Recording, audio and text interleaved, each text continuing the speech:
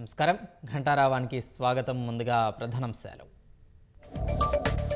నిర్మానుష్యంగా లగచెర్ల రోటిబండ తండాలు. 40 మంది వరకు స్థానికుల్ని అదుపులోకి తీసుకున్న పోలీసులు.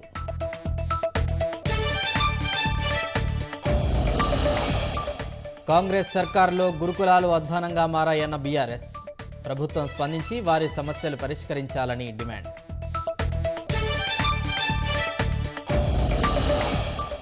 అర్హత లేని చిన్న కంపెనీకి అమృత్ 2.0 పనుల అప్పగింత.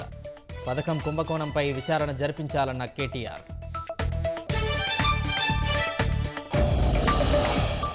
జార్ఖండ్ తొలి విడత శాసనసభ ఎన్నికలకు సర్వం సిద్ధం. 81 అసెంబ్లీ స్థానాలకు 43 నియోజకవర్గాల్లో రేపు పోలింగ్.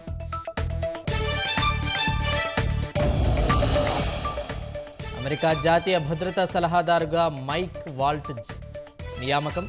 భారత్ అమెరికా సంబంధాలు మరింత బలోపేతం అవుతుందని ఆకాంక్ష.